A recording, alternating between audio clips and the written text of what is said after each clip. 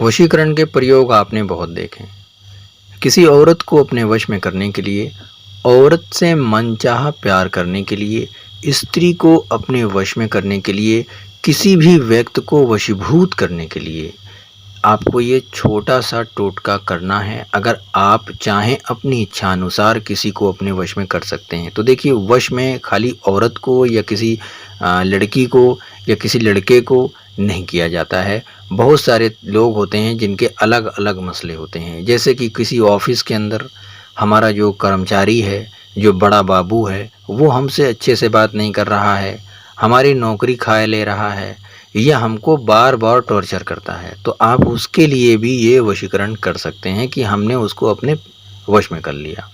अब हमको वो नहीं टॉर्चर करेगा, वो हमसे अच्छे सीधे मुंह बात करेगा। बहुत सारे लोग होते हैं जो बिजनेस कर रहे होते हैं, जिनको ये लगता है कि हमारे आगे ये रोड़ा है और हम उसको अगर अपने काबू में कर लें, अपने वश में कर लें, तो वो हमारे काम में रोड़ा नहीं लगाएगा, हमारा काम भी हो जाएगा। कुछ लोगों की इच्छा होती है कि वो शादी कर लें, किसी से मनचाहा प्यार कर लें, तो जो शादी में रुकावट पैदा कर रहा है उसके लिए इस काम को कर सकते हैं। जैसे कि बहुत सारे लोगों ने ये भी कहा कि मेरी गर्लफ्रेंड को किसी दूसरे लड़के ने पटा लिया है, इस तरीके से लड़की को पटा ले गया है और हमें उसको छुड़ाना है, तो कैसे करें। तो आप इस प्रयोग से कर सकते हैं। आप इस वीडियो को अंत तक देखें।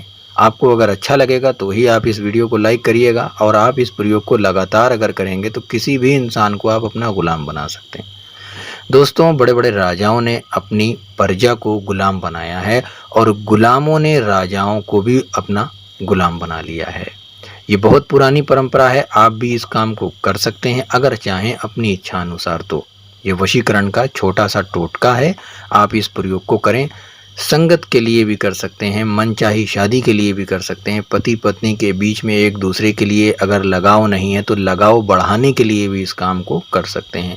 परिवार में कुछ लोग होते हैं जो हैसियत और प्रॉपर्टी के ऊपर विचार करते रहते हैं, लेकिन किसी एक इंसान को वो कम देते हैं और किसी दूसरे को बहुत ज़्यादा मानते हैं, तो वशीकरण वहाँ पर भी किया जाता है। दोस्तों, इसको गंदे कामों के लिए, नाजायज़ कामों के लिए इस्तेमाल ना करें, आप अच्छे कामों के लिए इसको इस्तेमाल करें। जैसे कि मैंने बताया है, अगर ऐसी कोई समस्या है तो आप इस प्रयोग को कर सकते हैं।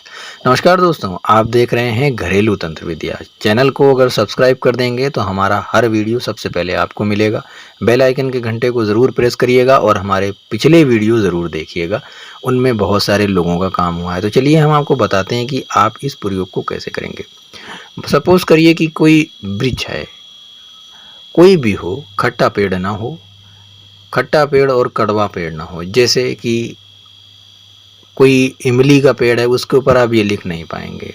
नीम का पेड़ है तो उस पर मत लिखिएगा। उसकी पत्तियों के ऊपर, यानी कड़वी पत्तियों के ऊपर और खट्टी पत्तियों की, जैसे नींबू की कुछ पत्तियां होती तो नींबू का जो पेड़ होता है वो खट्टा पेड़ होता है, उसके ऊपर नहीं करिएगा।